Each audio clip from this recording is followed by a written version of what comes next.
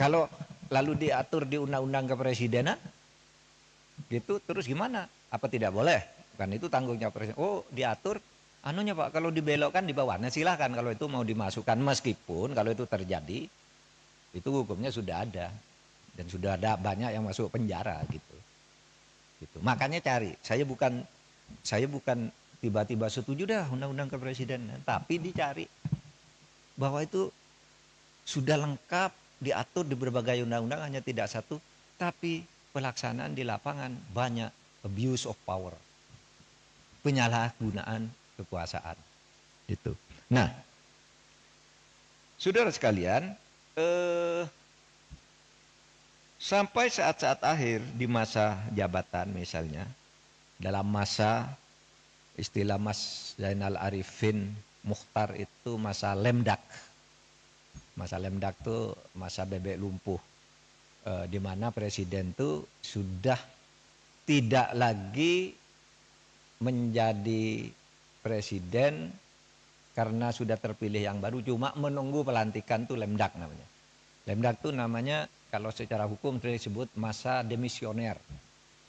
Nah, belakangan ini di masa demisioner, itu di masa demisioner banyak sekali kebijakan-kebijakan strategis yang kemudian mengikat presiden baru. Orang protes, terus presiden baru apa dong? Nah, ini kalau mau diatur oleh undang-undang kepresidenan boleh juga.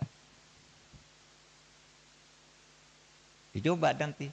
Kalau di masa lemdak, begitu presiden baru diumumkan terpilih, tinggal nunggu 3 bulan pelantikan. Apa yang boleh dilakukan oleh presiden lama? Apa yang tidak boleh dilakukan? Diatur juga boleh. Masa-masa itu. Ya. Misalnya tidak boleh membuat keputusan strategis. Kan bisa saja loh. Gini loh, yang kemarin saya bayangkan. Kenapa saya itu sesudah pengumuman MK pemilu bahwa Prabowo Gibran menang sebagai orang hukum, saya katakan ya sudah, dia menang, saya mengakui dan saya mengucapkan selamat. Silakan laksanakan tugas ini dengan baik. Legowo. Tetapi sampai dengan pelantikan 20 Oktober, saya terus berteriak. Banyak abuse of power yang dilakukan oleh presiden. Dan yang saya takut itu, ini 20 Oktober kan. Ini belum dilantik nih. Presidennya udah nunggu di sini. Bisa saja sehari sebelum pelantikan dia mengeluarkan dekret bahwa pemilu yang kemarin saya anggap tidak sah karena saya lalai melaksanakannya. Oleh sebab itu tidak jadi pelantikan presiden, saya perpanjang lagi. Bisa. Saudara akan mengatakan, Pak, dekret kan tidak dikenal di dalam tata hukum. Memang tidak dikenal di mana-mana. Tetapi dalilnya, setiap kekuasaan yang diperoleh dan efektif ditaati, tidak bisa dilawan, itu mengikat. Tahu bukunya Hans Kelsen,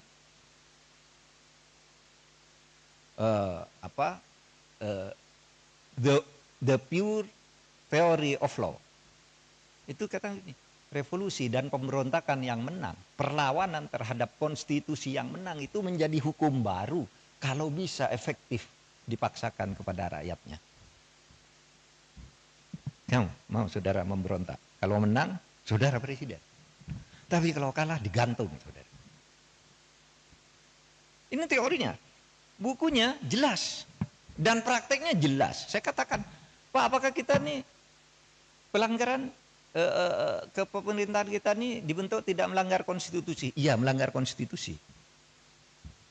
Mari saya tunjuk. Ketika Indonesia merdeka tahun 45, kemerdekaan itu melanggar konstitusi yang berlaku ketika itu. Apa itu? Konstitusi Kerajaan Belanda pasal 2 menyatakan Kerajaan Belanda meliputi Nederland, Hindia Belanda dan Suriname. Hindia Belanda itu Indonesia. Konstitusi itu berlaku. Tapi konstitusi seperti itu dilawan oleh Bung Karno. Kita langgar aja konstitusinya. Yuk kita merdeka. Bung Karno dapat dukungan rakyat. rakyat mentaati secara efektif, pelanggaran konstitusi yang dilakukan Bung Karno itu sah menjadi konstitusi baru atau dasar konstitusi baru. Kan melalui pemberontakan. Karena sah, efektif. Bung Karno mengeluarkan dekret 5 Juli tahun 59. Itu jelas melanggar konstitusi. 5 Juli tahun 59 Bung Karno 1 membubarkan konstituante. Tidak boleh menurut konstitusi. Kok konstituante dibubarkan?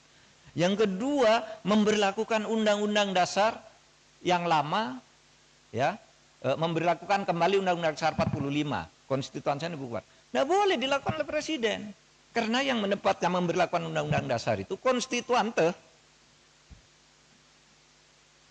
Bukan presiden, malah dibubarkan konstituantenya. Pada waktu itu kan pemberontakan. Tapi Bung Karno menang pemberontakan juga kali ini. Kenapa rakyat setuju kalau Bung Karno tidak melakukan itu, Indonesia ini kacau balau.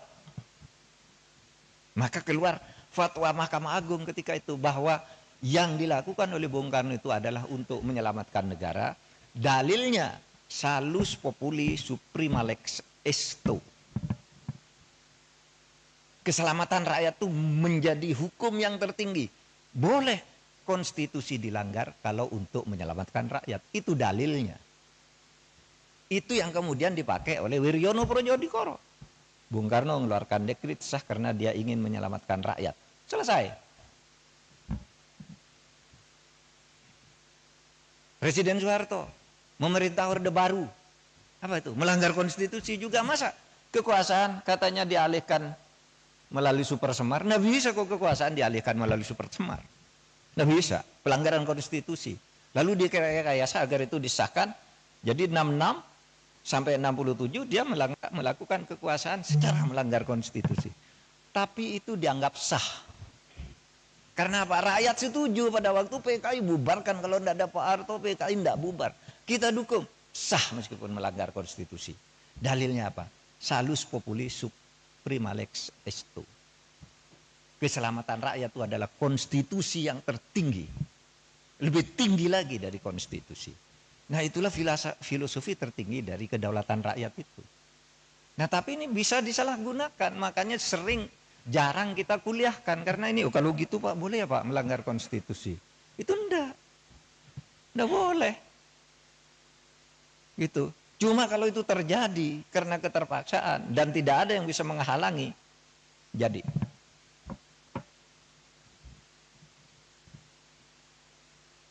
Nah, makanya saya katakan, loh kalau nanti sebelum tanggal 20 Oktober kemarin, saya terus nyerang tuh ke pemerintahan Pak Jokowi sampai 20 Oktober, saya serang tuh. Apalagi sesudah mau melanggar putusan MK itu saya lawan. Saya khawatir sebelum dilantik Pak Prabowo itu sudah diambil kekuasaannya, bisa saja toh. Kita curiga begitu. Tapi begitu Pak Prabowo dilantik, ya saya berhenti. Sampai sekarang saya tidak pernah nyerang Pak Jokowi lagi. Udah selesai. Pak Bapak kok tidak ikut? Untuk apa ikut? Tidak ada ruginya saya, tidak ada untungnya saya. Itu sudah ada yang ngurus. Gitu. Yang penting Pak Prabowo dilantik agar negara ini stabil. Karena ada alasan. Menyelamatkan rakyat itu bisa melanggar konstitusi. Nah itu bisa diatur nanti. Di rancangan undang-undang kepresidenan. Di masa lemdak itu apa yang boleh dilakukan oleh seorang presiden?